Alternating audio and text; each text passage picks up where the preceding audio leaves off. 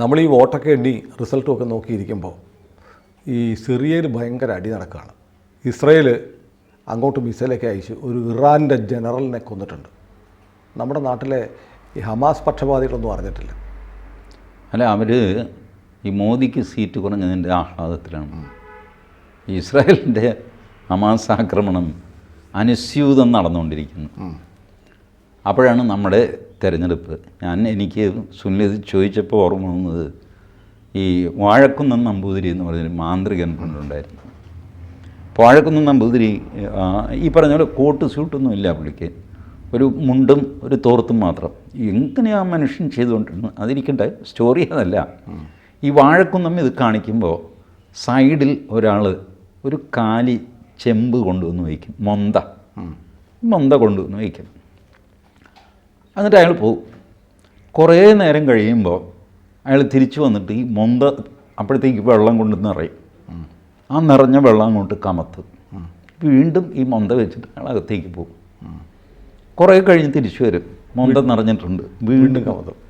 വാഴക്കുന്നത്തിൻ്റെ പരിപാടി തീരുന്നവരെ ഈ മൊന്തയിൽ ഇങ്ങനെ വെള്ളം നിറഞ്ഞുകൊണ്ടിരിക്കും. ഇതൊരു സൈഡ് ഷോ ആണ്. കുറച്ച് കഴിയുമ്പോഴേ ആൾക്കാർ ഇത് ശ്രദ്ധിക്കുകയുള്ളൂ. ഒരാളിടയ്ക്ക് വന്നിട്ട് ഇത് ചെയ്തിട്ട് തിരിച്ചു പോകും. ഇത് വാഴക്കുന്നത്തിൻ്റെ മാജിക്കിൻ്റെ സൈഡ് ഷോ എന്ന് പറയുന്ന പോലെ നമ്മളിവിടെ തെരഞ്ഞെടുപ്പിൻ്റെ വലിയ ഷോ സംഗതിയൊക്കെ നടക്കുമ്പോൾ സൈഡിൽ മൊന്തയിൽ വെള്ളം നിറയുന്നു, ഒഴുക്കി. ഇസ്രായേൽ അടിച്ച് തീർത്ത് പണ്ടറടക്കിയിരിക്കുകയാണ്. ഇപ്പോൾ ഹമാസ് പറയുന്നു, ഞങ്ങൾ എൻ്റെ പൊന്നു ചേട്ടാ, ഞങ്ങൾ ഈ ആൾക്കാരെ തിരിച്ചു തരാം. നീ തിരിച്ചു തരണ്ട, നീ തിരിച്ചു കാരണം ഇവരുടെ ഈ ഹോസ്റ്റേജസിൻ്റെ ശവങ്ങൾ പല സ്ഥലത്തു നിന്ന് ഇസ്രായേൽ തന്നെ കണ്ടെടുത്തു. ഇനിയിപ്പോൾ എത്ര പേര് ഇവരുടെ കയ്യിൽ ജീവനോടെ ഉണ്ടെന്നുള്ളതിന് യാതൊരു ഉറപ്പുമില്ല. ഇസ്രായേൽ ചെയ്തിരിക്കുന്ന ഗാസ സ്ട്രിപ്പ് അതിൻ്റെ 4 വശത്തും കട്ട് ചെയ്ത് ഷേവ് ചെയ്ത പോലെ ആക്കിയിട്ട് ഇസ്രായേലിൻ്റെ കയ്യിലാക്കി. അപ്പോഴത്തേക്ക് ഈജിപ്റ്റ് നിലവിളിച്ചു. കാരണം ഈജിപ്റ്റിനാണ് ഗാസയുമായിട്ടൊരു അതിർത്തിയുള്ളത്. അവിടുത്തെ ഗേറ്റുകളുടെ നിയന്ത്രണവും ഈജിപ്റ്റിൻ്റെ കയ്യിലാണ്. 4 ഗേറ്റിൽ ഒരെണ്ണം ഇസ്രായേലിൻ്റെ നിയന്ത്രണത്തിലും ബാക്കി 3 ഈജിപ്റ്റിൻ്റെ നിയന്ത്രണത്തിലുമാണ്. ഇപ്പോൾ എന്ത് സംഭവിച്ചു? ഗേറ്റിൻ്റെ നിയന്ത്രണമൊന്നും ഇസ്രായേൽ ഏറ്റെടുത്തിട്ടില്ല. പക്ഷേ ഇപ്പുറത്ത് കടന്നാൽ ഇസ്രായേലാണ്, ഗാസയല്ല. ആ സ്ഥിതിയാക്കി ഏകദേശം 1 കിലോമീറ്റർ വീതിയിൽ. ഇതൊക്കെ അവർ ഒറിജിനൽ സ്കീമിൽ പറഞ്ഞതാണ് കേട്ടോ. അവർ യുദ്ധം തുടങ്ങി അന്ന് അവർ മാപ്പ് പ്രദർശിപ്പിച്ചിരുന്നു, എങ്ങനെയാണ് ഞങ്ങൾ ഗാസ ചെയ്യാൻ പോകുന്നത്. ഗാസയ്ക്ക് ഒരറ്റത്ത് 10 കിലോമീറ്റർ, വടക്കേ അറ്റത്ത് 10 കിലോമീറ്റർ വീതി, തെക്കേ അറ്റത്ത് വരുമ്പോൾ ഏകദേശം 18-20 കിലോമീറ്റർ വരെയുണ്ട്.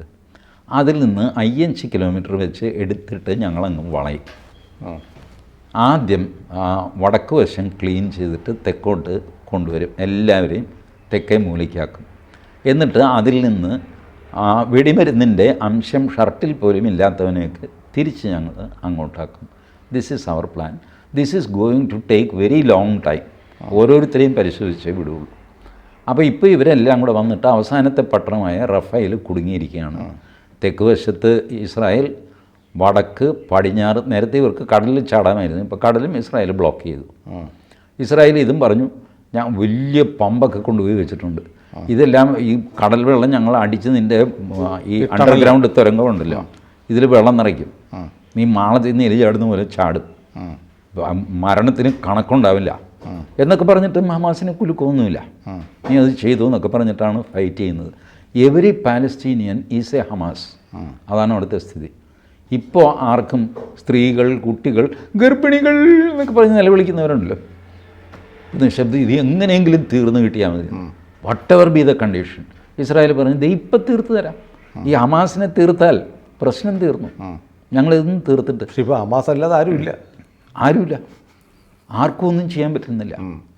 അതുകൂടാതെ ഇന്നലെ എന്ത് ചെയ്തു എന്ന് വെച്ച് കഴിഞ്ഞാൽ സിറിയയിൽ ഒരു ഡ്രോൺ ആക്രമണം നടത്തി. എന്നിട്ട് ഇറാൻ്റെ ഒരു ജനറൽ അവിടെ ഉണ്ടായിരുന്നു, അയാളെ കൊന്നു കളഞ്ഞു. 3ാമത്തെ ജനറലാണ് പോകുന്നത്. വാസ്തവത്തിൽ അയാൾക്ക് ഇതിനകത്ത് വലിയ റോളൊന്നുമില്ല. അയാൾ സിറിയയുടെ ഒരു അഡ്വൈസറായിട്ട് ഇറാൻ വിട്ടതാണ്. കാരണം സിറിയയ്ക്കും ഈ പ്രശ്നമുണ്ട്, IS-നെ എങ്ങനെയെങ്കിലും നിലയ്ക്ക് നിർത്തണം. ഒരുപാട് പ്രശ്നങ്ങളിലാണ് സിറിയ.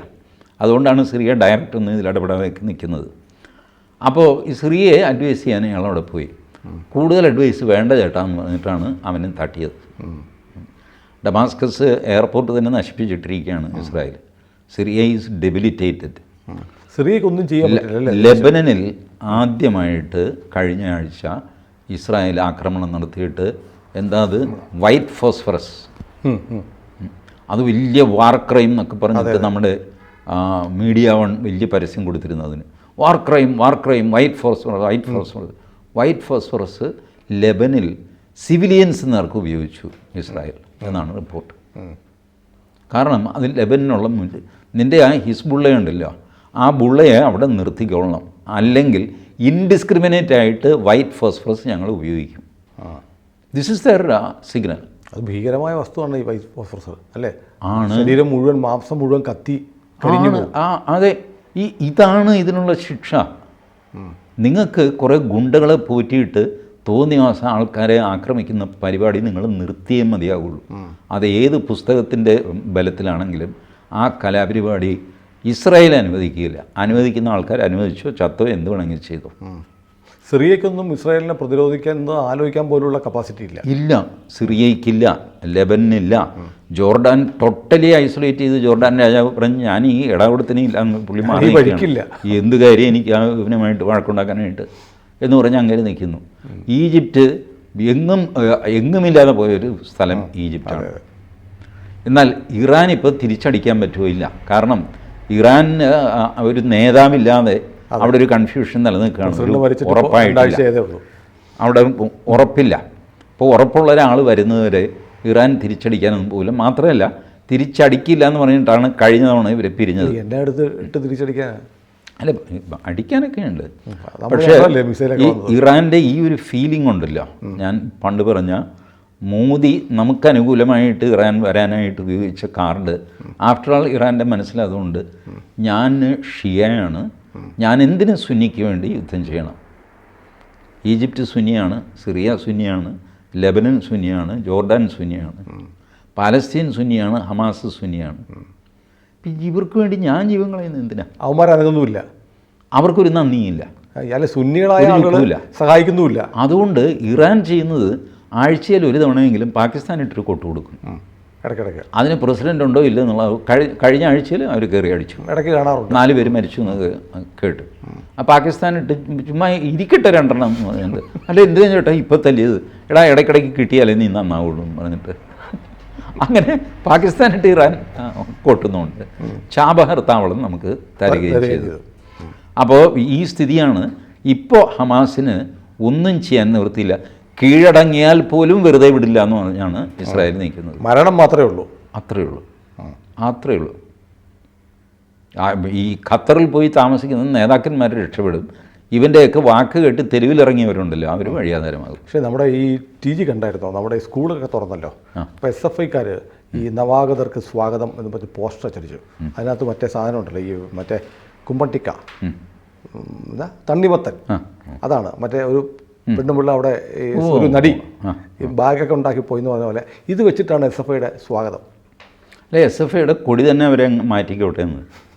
SFIയുടെ കൊടി ഇപ്പോൾ വെള്ളയിൽ ചുവന്ന നക്ഷത്രം ആണ്. അത് മാറ്റിയിട്ട് പകുതി ചുവപ്പും പകുതി പച്ചയുമാക്കുക.